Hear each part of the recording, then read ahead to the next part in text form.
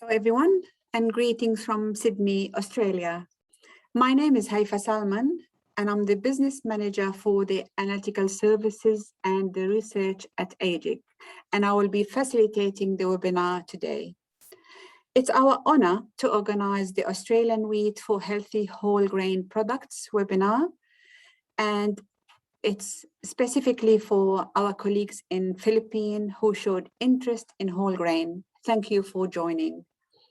Together with Matthew and Sabrina, our other two speakers, and our IT support from AGIC, Luke, and also Danielle from AGIC, who is our stakeholder relations and project extension, Dr. Ken Quayle, our General Manager in Sydney for Technical Services and Research, who will be joining the Q&A session at the end of the webinar. We all hope that you will be all very satisfied with this webinar. So today we will be learning about whole grain and in specific wheat. And if I can be more specific, it's the Australian wheat. Before we kickstart our webinar, there are a few housekeeping items that I hope I can draw your attention to.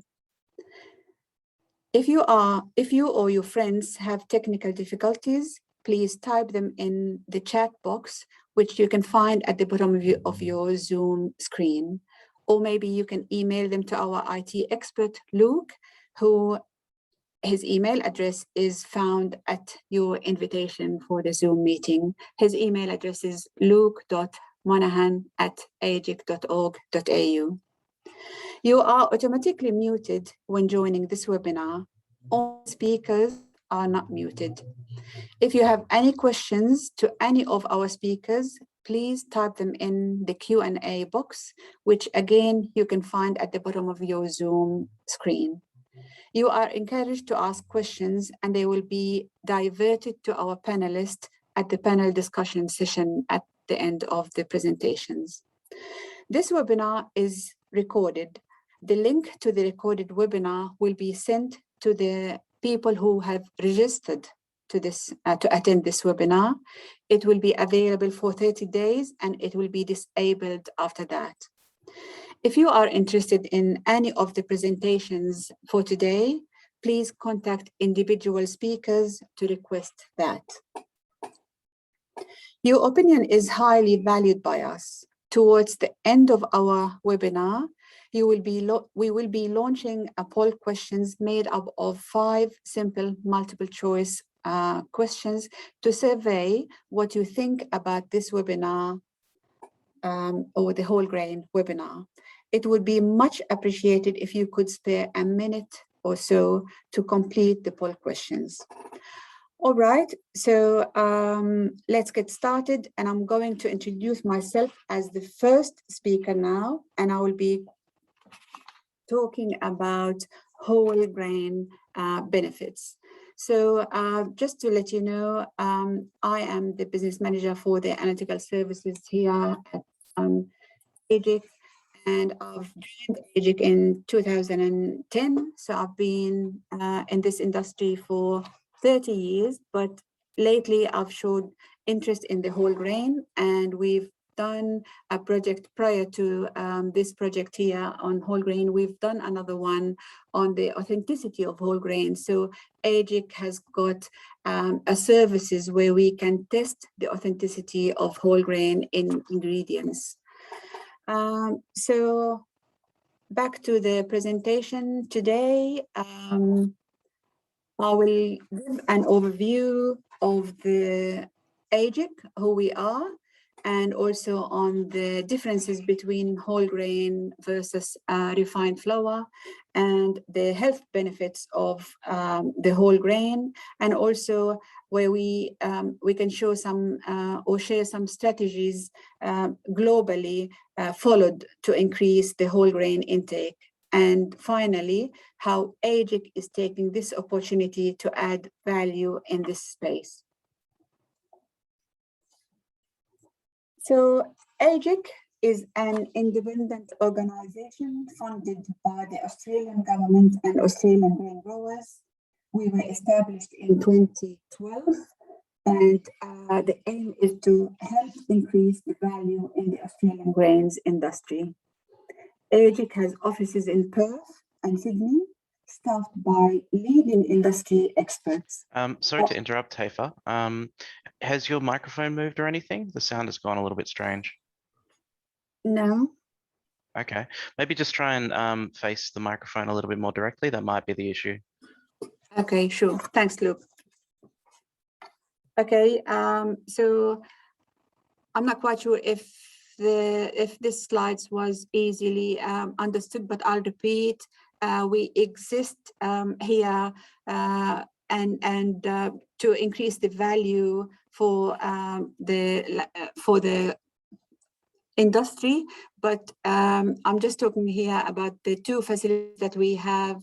We have one in the Western Australia in Perth, and we have another one in the east coast of Australia in Sydney. Both sites have got commercial research and research laboratories, commercial and research laboratories, and also commercial pilot mill and commercial pilot bakeries. Does that sound right, Luke, now? Okay, thanks. So AGIC now exists to increase the value in the Australian grain industry. We also increase value for the users of the Australian grain. We provide technical support, we do training, and we provide in-market support. We help you to get the most out of Australian grain. We provide market insight, and because we understand our wheat, we identify the grain quality attributes that you need in order to make the best possible products for your customers. We innovate, so we think outside the box. We develop new products, processing methods, and technologies to help you meet your customers' changing demand. So Philippines is a major buyer of the Australian wheat, with annual export sales exceeding 400 million Australian dollar annually. While Australian wheat is used mainly for feed purposes, our long-term with Philippines provides the opportunities, and hope that it will provide opportunities for feed wheat sales over time. So now we're moving to the whole grain. So to do that, and what we mean by whole grain, in Australia, we follow the global definitions of whole grain, which was revisited by the ICC Whole Grain Initiatives, which states the definition word by word, and I'll read it now. Whole grain shall consist of the intact, ground, cracked, flaked, or otherwise processed kernels after the removal of the inedible parts such as the hull and the husk. All anatomical components, including the endosperm, germ, and the bran, must be present in the same relative proportions as in the intact kernel. So you can see here there's a link, and I would encourage everyone to visit that web page for more details on the definition of the whole grain. And also, I would like to point out that there's another definition. So there's one for the ingredients and one for the food, which might be linking to Sabrina's presentation in this webinar. The difference between the two definitions is one for the ingredients, and the other one is to state that you can call it whole grain food if it has more than 50% of whole grain as ingredients based on dry basis. So we defined whole grain, and now we will be moving to the benefits of whole grain. Whole grain is nutritionally superior to refined grain in that it has higher fiber content, higher vitamins and minerals, and higher phenolic compounds and antioxidants than refined flour. This slide here shows the relative proportions of the wheat grain in literature, presented by 82 to 85% endosperm, 12 to 15% bran, and 2.5 to 3% germ. And also it's showing that the bran is high in fiber and the germ is high in fat, protein, vitamins and minerals, and bioactive compounds. So for the excellent source of the dietary fiber, essential vitamins and minerals, whole grain has generally shown positive associations with reductions in cardiovascular diseases, reducing obesity and type 2 diabetes. In fact, recent Australian reviews showed that whole grain can improve total cholesterol and low density cholesterol. Another study showed that there is an association between intake of whole grain food and the body weight changes. Observational evidences consistently supports whole grain as a positive dietary component, exhibiting protective effects against all causes of mortality. There are additional financial benefits to the eating whole grain, and governments around the world are estimating the savings from the increase in consumptions of whole grain and the consequent reductions in healthcare costs. In recent studies in Australia, we showed that we can save 1.4 billion Australian dollar per year in treatments of heart diseases and type 2 diabetes by only swapping the 3 serves of refined grain food with whole grain food. So despite the well-documented health benefits of whole grain, the intake still continues to be below recommended levels, indicating, indicating the importance of promoting increased consumptions of whole grain across the globe. Education, extensive promotions of whole grain health benefits, enabling consumers to easily choose whole grain food, and removing the negative stigma associated with whole grain foods are required to facilitate and improve whole grain consumption. So, AGIC reviewed the literature on this topic, and we produced an information pack on the health benefits of whole grain. The information pack highlights the health and financial benefits of whole grain, strategies used around the world to increase and support higher consumptions, and we shared also some recommendations to increase the consumptions. We will be sharing the information pack within a few days by email to all the interested and joined people from Philippines. So in order to do this, AGIC has identified this as an opportunity to help the users of the Australian wheat to gain the knowledge on how to overcome the challenges of producing whole grain, flour, and whole grain products. So there will be 2 following presentations. The first one will be given by Matthew for the millers and giving them some idea on how to produce whole grain flour. The third and last presentation is by Sabrina, who will be showing how some products can be made using Australian grain. So thank you, and I'll introduce Matthew as the second speaker now. While Matthew's preparing his presentation, Matthew is our senior milling consultant. He's been with AGIC for 20 years. He has very extensive experience in practical experience in flour milling, including wheat and quality requirements. He also ran courses on milling flours. Over to you, Matthew. Thanks, Haifa. So, g'day everyone. As Haifa mentioned, my name's Matt, and I'm going to explain how to put whole grain flour in the mill.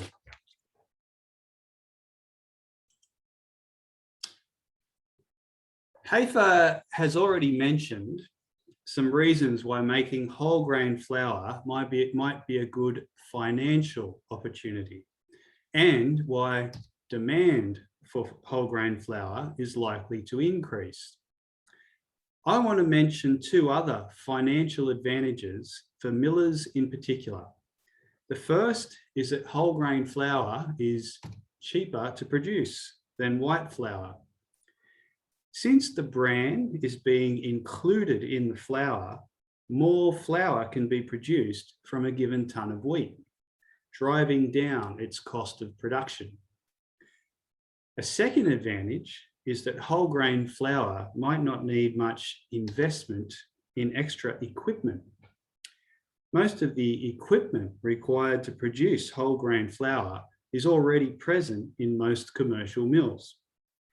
For some products, only a small additional investment is required to produce whole grain flour.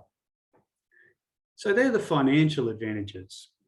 The rest of my presentation will explain how to produce whole grain flour in the mill. This presentation will consist of 5 parts. 1, we'll look at the whole grain definition. 2, we'll look at wheat sourcing. 3, look at wheat cleaning and conditioning. 4, milling. And 5, storage and distribution. So let's start with number 1, the definition. It's worth being aware that there are many phrases in common use for flours which include some amount of bran or germ. They can be defined differently depending on where you are in the world. These phrases might include whole grain flour, wholemeal flour, bran remix, brown flour, and the list goes on. There's quite a few. The definition of whole grain flour that we are introducing here, the ICC definition that Hafer read out earlier, is very specific and should not be confused with the other flour types. The other flour types may not contain all components of the grain. The miller has the freedom to include or exclude some of the bran or germ if they choose. For example, the term wholemeal is still used in some parts of the industry to mean flour with added bran, but with no added germ. But this kind of flour would not meet the definition that we are using. The type of flour that we are introducing, which I will refer to as whole grain flour, must include all parts of the grains in the proportions present in the intact wheat, including things like the germ. According to the ICC definition, the terms whole grain and wholemeal should really only be used for this kind of flour. Our ICC definition does allow foods to be labelled as whole grain, even if the flour used to make them is actually a mix of whole grain and white flour. So whole grain can be added to food products at various addition rates. Sabrina will talk more about food production later. For now, I want to focus on how to produce the flour, the whole grain flour. So that brings us to part 2, wheat sourcing. Wheat should be sourced with food safety in mind. The surface of the grain, the bran, carries most of the fungi, the soil-borne bacteria, and the mycotoxins that microbes produce. Inorganic contaminants, such as pesticide residues and heavy metals, can also accumulate in the bran. The bran layer and the contaminants it carries is typically removed during the production of white or refined flour. However, whole grain flour includes the outer layer, which presents a food safety risk. But there are ways to manage this. To manage this food safety risk, wheat should be sourced from a place that is known to supply clean wheat. Such a place will have a dry climate. This will minimize microbiological growth on the outer surface of the kernels. We'll have good crop management practices. This will reduce the risk of high pesticide levels due to things like overspraying. It'll also help ensure that grades are not accidentally mixed. Should have good supply chains with grain tested at multiple points along the whole chain. And you want a mature export industry with a proven track record of delivering quality products and support. Australia is a place that meets all of these criteria. The cleanliness of Australian wheat and the high food safety standards of the Australian grain supply system are well established. Another thing to considering when sourcing wheat is brand colour. Some whole grain foods will require white bran. White bran not only affects the appearance of the products, but it has a less bitter taste compared to red bran. Australian wheat has this white colour and less bitter taste. So that's sourcing. That brings us to wheat cleaning and conditioning. It's important when you're cleaning your wheat for whole grain flour, it's important to install appropriate cleaning machinery in your cleaning room. Scourers must be included to clean the bran surface, both before and after conditioning, as bacteria can multiply after conditioning. Peelers or pearlers can be used to remove the outermost layers of pericarp. However, care must be taken not to remove too much, as in some markets, this could threaten your ability to make a whole grain claim. In most countries, keeping the tissue loss below 2% should be small enough to protect the whole grain status of the flour. So all of these cleaning machines can greatly improve the cleanliness of your bran, but they won't remove all the contamination. For example, none of these machines can clean inside the crease. So even if you have a great cleaning process, sourcing clean wheat is still paramount.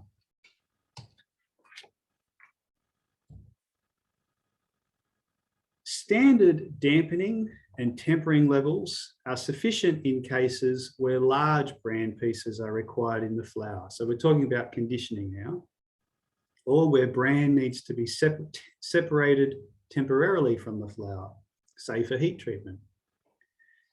However, where smaller bran pieces are acceptable, or there is no need to keep the bran and endosperm separate, conditioning is not necessary, and the wheat can be milled dry. Having drier wheat helps to produce finer bran and produce drier flour, which should have an extended shelf life. In practice, however, 1 to 2% moisture is usually added in order to soften up the kernels for more energy efficient grinding. And that brings us to part 4, milling.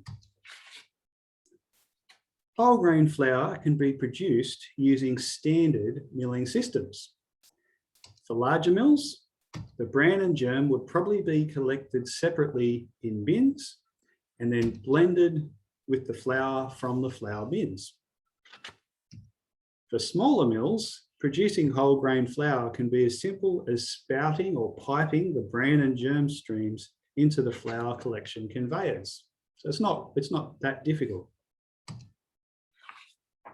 However, the miller doesn't always need to recombine all the streams from the same run. For example, when producing bread flour, some millers like to exclude the pollard. The current whole grain definitions would allow for this, as long as the bran and flour lost in the pollard are recovered from somewhere else. So this definition gives us a bit of flexibility. The extra bran and flour required to make up for the excluded pollard stream could be sourced from bins that were filled during previous mill runs. The bran bin may contain only coarse bran or treated bran, or even bran from a different wheat grade. The ICC whole grain definition allows for these options. So more, like I said, more flexibility. It doesn't matter where the various streams are sourced from, as long as the final proportions are correct. For larger mills, a continuous homogenizer may be considered to improve the mixing. Continuous blending can be done either volumetrically or gravimetrically. Volumetric dosing usually involves simple tubular screw conveyors. Although gravimetric dosing requires extra capital in the form of loss in waste doses, gravimetric dosing is more accurate and should be considered, especially for dosing out bran or germ particles where large particle sizes and extremes of density are present compared to the flour. It just helps make the blending more accurate. Batch mixers might be considered, particularly for smaller volume batches or where very homogeneous flours are required. There are a few different options for how the batch blending system might be set up. In this example, the flour, bran, and germ are dosed into the same whey hopper before being sent to the mixer. Another example another option might be to include a separate whey hopper for bran and germ to allow more accurate weighing and less cross-contamination between runs. Or a third option is to include a separate hopper and mixer dedicated to whole grain flour production alone. And that'll avoid any cross-contamination at all. Now we're going to switch to looking at particle size, and particularly the particle size of the bran. The particle size of the bran can have a big impact on the food. So some customers will specify size targets for the bran. Bran size can be controlled to some extent with standard milling equipment. For example, some reduction in size should be achievable by grinding harder on the brakes and closing up on the brake scalpers towards the tail end of the system. Low dampening targets should also lead to finer bran particles, all standard methods. However, where conventional equipment is not enough, specialised equipment is available. Hammer mills might be used just for the bran stream. Hammer mills might get the size down to around 400 micron. Bran cutting machines, which slice the bran through a screen. These might take the bran from around 800 micron down to about 250 micron. If very fine bran is required, say 100 micron, classification mills might be considered, though the bran will need to have been sized down to some extent first and should preferably be low in moisture. So the milling methods we've considered so far all involve recombining the bran and flour streams at the mill. Another option is to supply a whole grain concentrate to the bakery. Whole grain concentrate is a blend of just the bran and germ with no endosperm flour. It's made so that when the right amounts of endosperm flour is added, the resulting flour can be classed as whole grain. It's sometimes called reconstituted flour. The endosperm flour can be added at the food manufacturer as required. The use of whole grain concentrate is a simple solution which minimises the amount of product needing to be treated or stored at any one time. And it's common in Australia.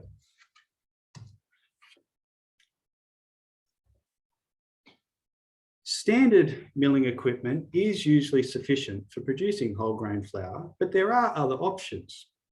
Whole grain flour can be made as a single stream. So now I'm going to start talking about some options for making whole grain flour using single stream methods. So our first example here is to use hammer mills or some other impact mill without any sieving stages. However, hammer mills don't give much flexibility or control over flour properties such as starch damage. So that's a downside to hammer mills. Another option is to use roller mills, just as a single stream, still on the single stream technique. Roller mills allow greater control over flour properties. You can use break rolls to reduce the particle size, and then have reduction rolls to increase the starch damage. So you can see it's all one single stream using roller mills. Another option is to use roller mills as part of a short combination mill. So this is no longer single stream, but it's a short combination mill involving a range of grinding machinery and some sieving. These very short mills are often used where small volumes of whole grain flour are required. So that's milling finished, and that brings us to how do we store and distribute whole grain flour. 3 challenges to be aware of at this stage are infestation, stratification, and shelf life. Where stratification is a problem, and sometimes you can get stratification between the endosperm part of the flour and the bran part of the flour. Where that's a problem, packing the flour into large bags, into bags, regardless of the size, could be considered to help reduce the stratification.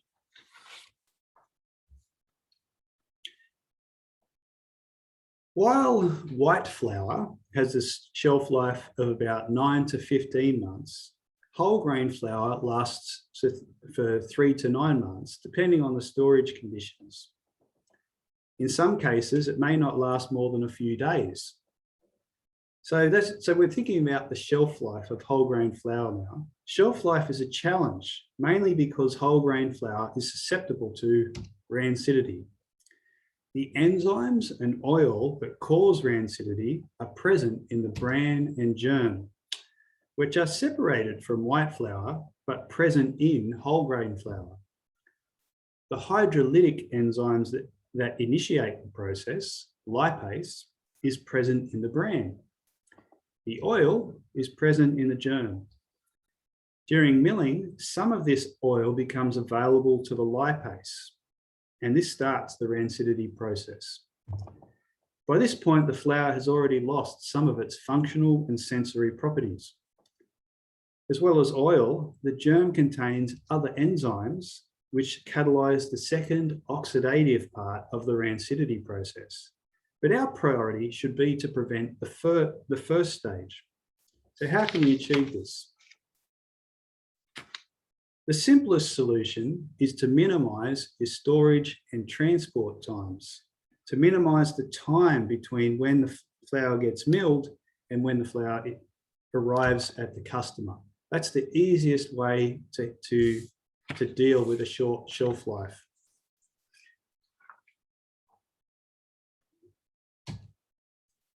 It's worth noting that keeping flour cool will increase its storage life. The cost of refrigeration may not be feasible for larger batches, but may be worth considering where small batches are produced, especially in areas where the climate is hot and humid. This could be quite an effective way to increase your storage life. This will not only slow the rancidity, but it'll also slow any infestation. And infestations should be used where possible. Infestation destroyers should be used where possible. Keeping flour moisture low will also help improve shelf life. So flour drying or low dampening targets may be considered. Ambient humidity in the mill has a significant impact on final flour moisture. So where practical, this should be considered too. Even certain heat treatments are designed to reduce flour moisture. That's part of why that's effective. Heat treatments can be effective. Which brings us to bran and germ treatments. A third option is to use some kind of treatment on the bran or germ to inhibit the chemical reactions involved in the rancidity process. These treatments may include the use of heat, just enough to switch off the lipase, or the bran and germ could be extruded into pellets, dried in a fluidized bed, and then reground into powder. However, this extrusion is rarely done in practice in Australia due to the high power costs. And these treatments can also affect the end product performance of the bran. It can sometimes darken the bran, so something to be aware of. So that brings us to the end of my presentation. And in conclusion, I hope we've encouraged you to consider producing whole grain flour. We'll send out an information pack with more details shortly. Remember that the wheat should be sourced from a clean place, preferably with the white wheat with the less bitter bran. Australia meets these requirements. Now I will hand over to Sabrina, who will tell us how whole grain flour can be used in whole grain foods. Thank you, Matthew. And I would like to remind everyone at this stage, while Sabrina is preparing for her presentation, that your questions are so important to us, and we'll attend to those at the end of Sabrina's presentation. So while Sabrina is preparing for her presentation, I'll introduce Sabrina. Sabrina is our young food scientist, joined AGIC in 2017, and she has finished or completed a degree in food science and nutrition, and she is the best person to bake test and do the bread, sponge cake and biscuits products and other products in AGIC Sydney. So over to you, Sabrina. Thank you. Great, thank you so much, Hafer. So good morning, everyone. As Hafer mentioned, my name is Sabrina Lim, and today I'll be presenting an overview of research conducted by AGIC to demonstrate the opportunities in using Australian white whole wheat to make whole grain products that are relevant for the Filipino market. So for an overview of the presentation today, I will be stepping you through 3 key topics: whole grain consumption in the Philippines and the why for conducting the research, an overview of the whole grain products research by AGIC, including key results, and finally, a summary of our take on the potential opportunities that industry can adopt from our research. Let's start by taking a closer look at whole grain consumption in the Philippines. Whole grain consumption across the Philippines in general has been consistently lower than the recommended intake levels in many parts of the world, and with factors such as industrialization and globalization influencing changes to dietary and lifestyle patterns, chronic diseases such as cardiovascular disease, diabetes, and obesity have increased. And these are now major health burdens in the Philippines. To overcome this growing burden of chronic disease, there's been an increase in the body of research exploring the potential of increased whole grain consumption to act as a preventative measure. So this introduces an opportunity to introduce and shift consumer palates from refined grain back to whole grain products. As consumers become aware of the benefits of whole grain consumption and various global strategies and initiatives begin to take place, one question still remains: why is whole grain intake still low? There's been a number of studies that have explored this very question, identifying amongst various focus groups their key barriers to the consumption of whole grain products. An example of one study focusing on young Singaporean adults has found 3 key factors that acted as barriers, and these factors were categorized as personal, product-specific, and external. The personal factors related primarily to dietary habits and sensory perceptions, where participants were less likely to choose whole grain products due to the familiarity with refined grain foods, as well as the sensory perceptions of whole grain products having an inferior taste, smell, and appearance. Product-specific barriers were related to the longer time it takes to cook whole grain products, as well as the perception of higher costs associated with purchasing whole grain products, which can be true for some products, but not for all. And finally, one of the external factors were the limited availability of products in supermarkets and eateries. Although there are whole grain products currently on the shelf, there is still an identified lack of accessibility and availability of products for consumers. So these are just some examples of key barriers that contribute towards the low whole grain intake. And by addressing such barriers, this would be a way in which the food industry can help combat the health burden of chronic disease.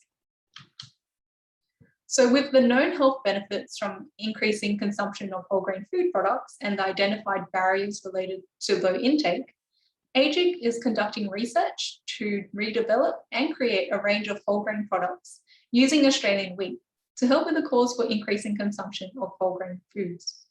And for this next section, we will look at the research currently being undertaken and the current findings for each product. To begin, we'll start by looking at our source of whole grain. So why choose white wheat and not red? Australian white wheat has the advantage of being less bitter and is able to provide a better colour through its lighter coloured seed coat.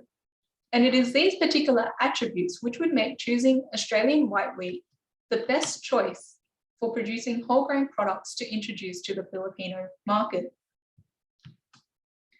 To demonstrate how Australian wheat is being used to create whole grain products, these are just some examples of products that are currently available in Australia. And as you can see, there is a wide range of products, mainly in the cereals and bread categories, but also in the snack categories as well with crackers. So how about the whole grain market in the Philippines? In-market research conducted by AGIC has found that cereals and snacks are the major categories for whole grain products currently available in the Philippines. And with fewer bread and noodle products identified, this would be a great opportunity to expand into these categories with whole grain options. So for our research, we wanted to focus on these categories and recreate some common wheat-based products found in the Filipino market. So the products we will be focusing on today are bread, instant noodles, and chakwe.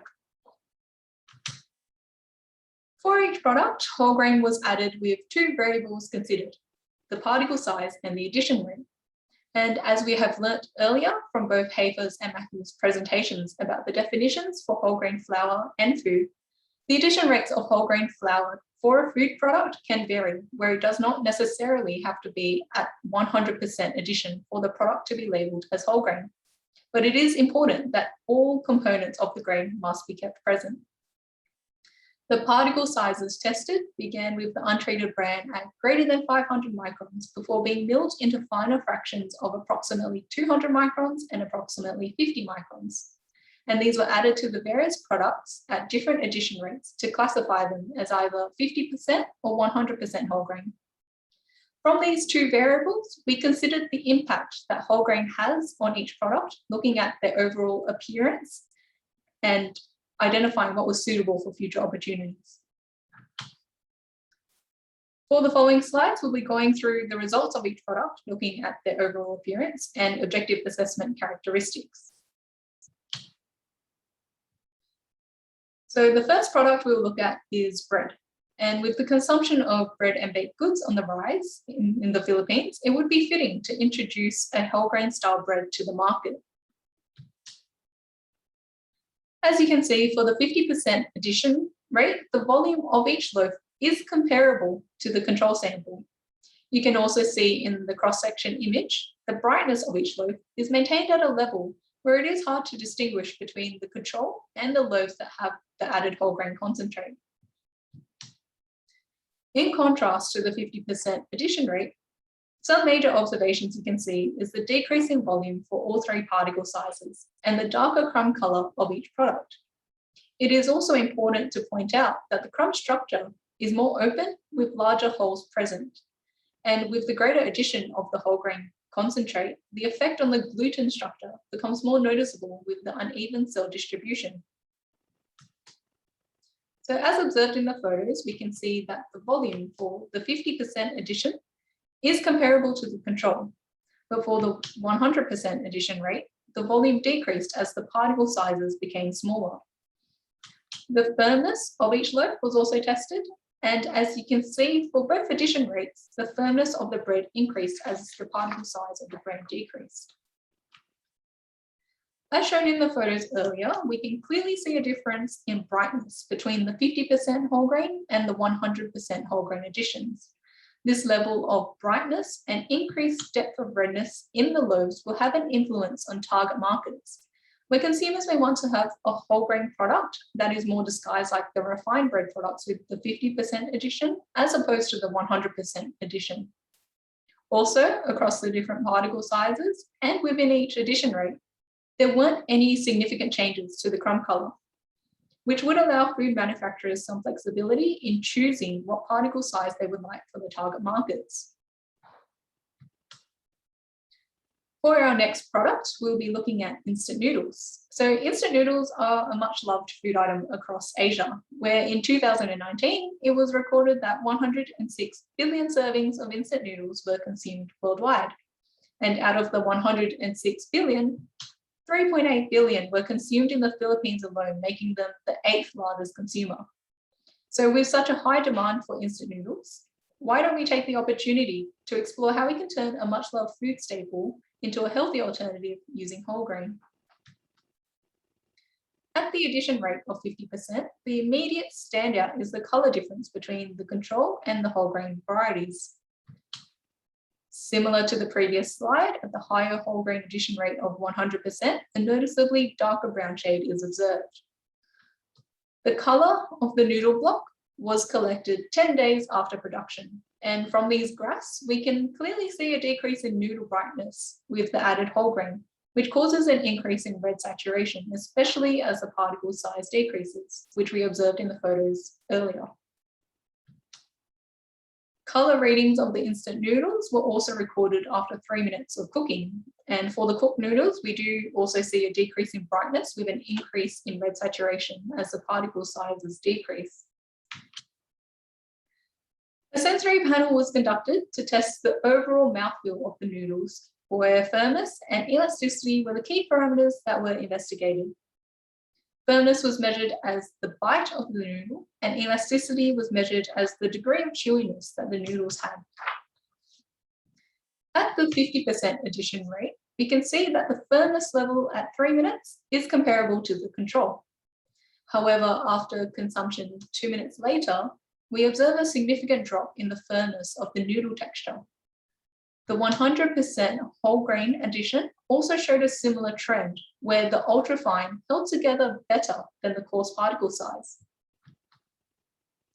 Our next parameter is elasticity. As you can see, after whole grain addition, the elasticity of the noodles decreased. However, similar to the trend observed in firmness, we can see that the ultrafine had the highest degree of elasticity amongst all the particle sizes tested. The panelists also found that the elasticity of all the samples for the 100% addition rate did not compare favorably to the control. Our final product for today is char kway. And as char kway is a popular breakfast item across and snack throughout Asia, it would be a worthwhile opportunity to reformulate this product into a healthy alternative with whole grain. From our preliminary trials conducted in our research, it is key to note that there is still much to learn in terms of understanding the formulation and procedures. In these photos, we can see how whole grain addition impacts on the expansion of the char kway, where a more open and light structure is harder to achieve in the whole grain counterparts. Whilst the coarse brand gave a gritty texture in terms of mouthfeel, the smaller particles of fine and ultrafine could be potential candidates for this product. As noted in the previous slide, the expansion of the char kway was further restricted after more whole grain was added. This resulted in a dense donut-like product, which would not be suitable. And in particular, the ultrafine was more difficult to work with where the char kway sticks became separated during the frying process. Color Minolta readings were conducted on the exterior of each char kway. As you can see, the brightness across each particle size at the same addition rates were all similar to each other with minimal differences. As the char kway are deep fried, this could be beneficial for whole grain incorporation as the naturally brown shade of the whole grain can contribute to the golden brown colour of the final product, adding to the appeal for consumers. For our last section, we will highlight the opportunities identified from the research for future application, as well as some recommendations and learnings when working with whole grain for each product. So now that we have seen the results for each product, we ask the all-important question, which particle size and addition rate combination was the most suitable for future application? In our ranking system for bread, we found that most of the particle sizes and addition rates produced acceptable products. And this would be a great product to introduce for consumers to introduce, where minor adjustments can be done to achieve the results required for target markets.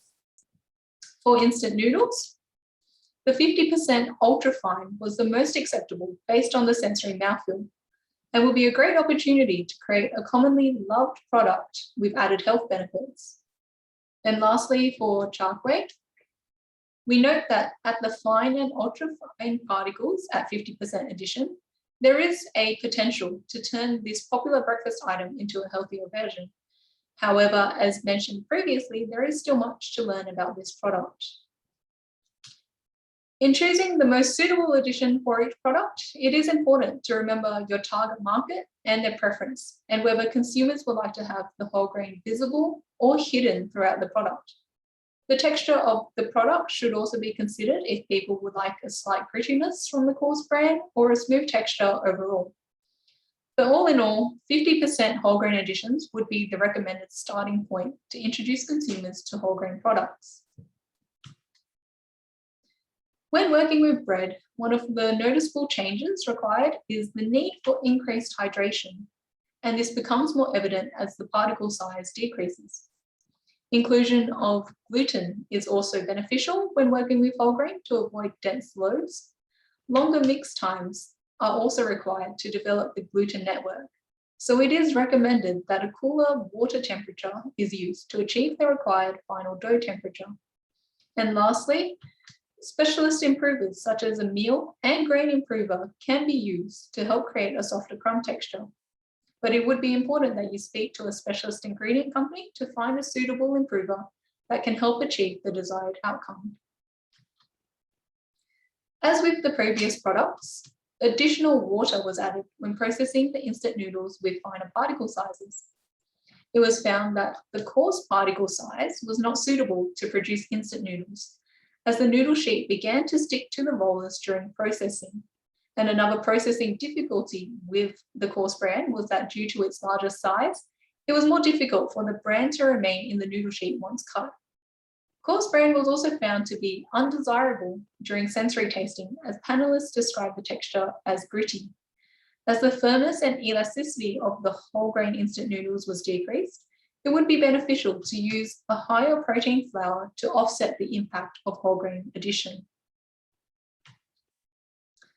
Just like our previous products, bread and instant noodles, there was also a need to increase hydration when making char kway with finer particle sizes.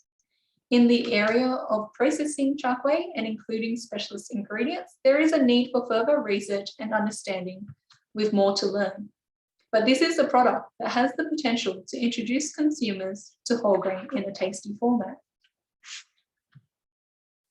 So with our first stage of research complete, we are now moving into our second phase, where we'll be exploring a variety of wheat grades from Western Australia and their suitability in preparing the identified whole grain products for the Asian market. And all the learnings from our research will be detailed in an information pack, and the product sheets for how best to use Australian white wheat for whole grain products will also be prepared at a later stage. So in summary, we can observe the key role that increased whole grain consumption plays in reducing the burden of chronic disease in the Philippines, with opportunities to overcome the identified consumer barriers associated with whole grain products. The impact that whole grain addition has on the quality of product. However, with the right particle size and addition rate combinations, it is possible to achieve a good whole grain product.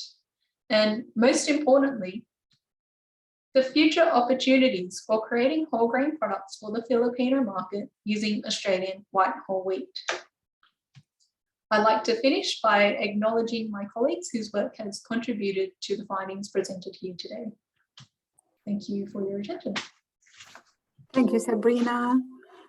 Thank you for all the audience for listening, and also for the speakers for the presentations. This brings us to the end of the presentations, but we will move now to the questions and answer session. So I'll start with the first one. Will the presentations be shared? Yes, as we stated earlier, that if you could please provide your email address, we'll send them to you. And if there's any specific ones in particular, then we'll send that. Otherwise, we're happy to send the 3 presentations. Thank you.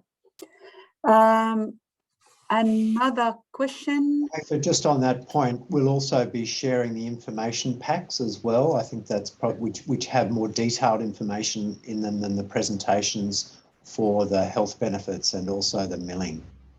Thank you, Ken. Yes, absolutely. Yes. Another question. How much money could my business save by producing whole grain flour instead of white flour? I think Matthew can answer this. Yeah, thanks, Hafer. So you might be thinking that, you know, standard milling, you produce the flour and you sell the bran as stock feed, so you win some money back by selling the bran as stock feed. But even taking that into account, it's still cheaper to produce whole grain flour by about 10 to 80 Australian dollars per tonne. So it's quite a lot cheaper to produce whole grain flour than standard white or refined flour. Thank you, Matthew. Another question. Will you consider the production of other products beyond the categories presented here today? Sabrina, that's for you. Yep, sure. So I think, yes, whilst we've only focused primarily on the bread, the instant noodles and the char kway in today's presentation, we are looking to expand into more categories where we can find a suitable whole grain product. I guess the more opportunity we have to create suitable whole grain products, the better, where we can help try and increase the whole grain consumption. And in saying that, I guess we would really love your feedback in determining what products would be the most appropriate or suitable for the Filipino market. So we would really love to engage with you to determine what products would be the most suitable. Thank you, Sabrina. I think there's another question for you, which it states, in your next stage for this research, you mentioned that you will be exploring wheat grades from Western Australia. Can you please expand a little and let us know what we can expect in the future? Yes, so the 3 grades we are looking at in particular are AH2, so the Australian Hard APW, the Australian Premium White, and the ASW, the Australian Standard White. And from these grades, we want to identify what is suitable for each product as a similar outline as was outlined today in my presentation with the experimental trial. So we will use similar particle sizes, maybe varying the addition rates, but we want to optimize it to achieve the best product outcome. And from all this, as Ken and Hafer has mentioned earlier, all this research will be pulled into an information pack, which will be shared at a later stage, along with the product sheets for how best to use it. Thank you, Sabrina. Another question, for whole grain flour for bread, what wheat you are using? Ken, would you like to take over? Sure. So a lot of this work is being done with Western Australian wheat because it's a major source of export. And so we're using Australian hard for bread making. And but we are typically adding some dry gluten to our formulations for whole grain. We do need that extra strength to support the addition of the bran and germ. If we were sourcing wheat on the East Coast, we may choose to go to Australian Prime Hard to get some of that extra protein and reduce the dry gluten addition. But having said that, our domestic industry in Australia would typically continue to use Australian Hard on the East Coast and supplement with dry gluten for their whole grain production. And that allows them to have the same flour and same wheat source for their refined products as their whole grain products, just by using the gluten to adjust the strength for their whole grain bread products. Thank you, Ken. The other question is, what advantages does Australia have as a supplier of wheat for whole grain foods? Matthew, would you like to answer this? Sure. It's an excellent place to buy grain for producing whole grain flour, because you have conditions that allow or help ensure that the wheat is clean. We have a dry climate. There's a mature industry that's got a good track record of supplying clean wheat. We don't have the damp climates that some of the other exporting countries would have. We also produce mostly white wheat with that white bran, which has got advantages of the white color and the less bitter taste. And also we're present in the Asian region, so there will hopefully be a freight advantage if you do buy from Australia. It's just a shorter trip from Australia to the Philippines. Thank you, Matthew. And I think that would probably bring us close to the end of this webinar. If Danielle, could you please put the slide on the next webinars, that I would like to remind our friends in Philippines that there will be 2 more webinars, one on the Australian wheat and oat for the Philippine noodle market, and that would be on Thursday, 14th of October. The other one would be on the 11th of November on extracting full value from the Australian wheat for baking. So thank you very much for attending the webinar today. And before we all leave, could I please remind everyone to stay for 1 more minute to answer the poll questions now. So thank you, Daniel, for putting them on the screen, and thanks for everyone for answering these questions.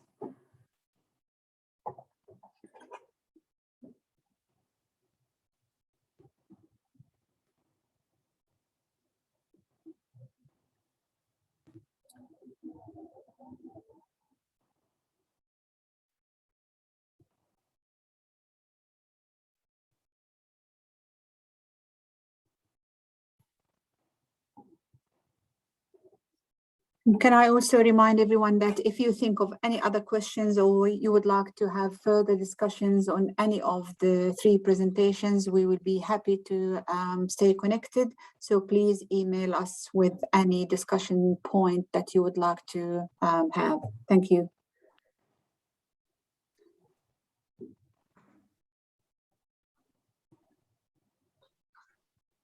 It was great to get some really interesting questions today. Thank you, participants. We've got about over half of the people have completed the poll, so we'll just stay on line for another couple of minutes. As Haifa said, we really, really appreciate you taking the time to give us your feedback.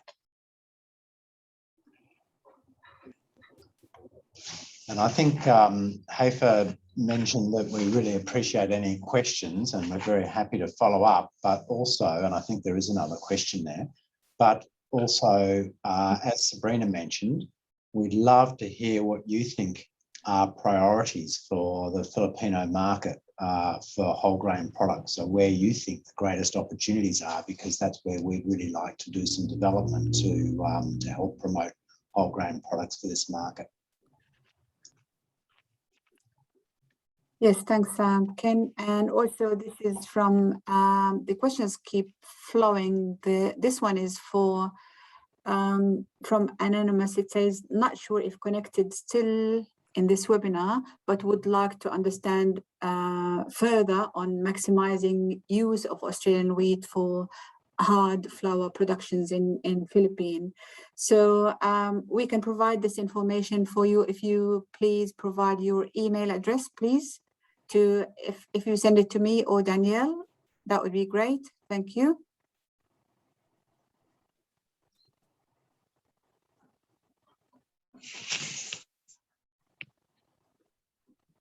And for those people who are leaving after finishing the poll, please take care and stay safe.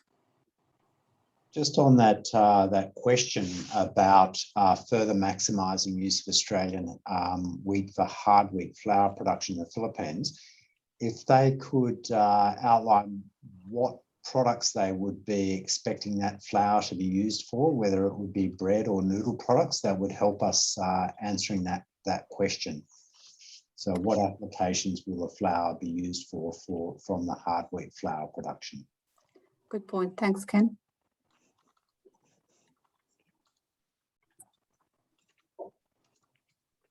Okay, so we've got the email address now. Thank you. And the answer is bread and noodles. So there you go. Thank you. That suggests those other two webinars will be perfect. Yes. The webinar on noodles and the second one on bread. So they'll be perfect for that attendee to join, because they'll specifically address that.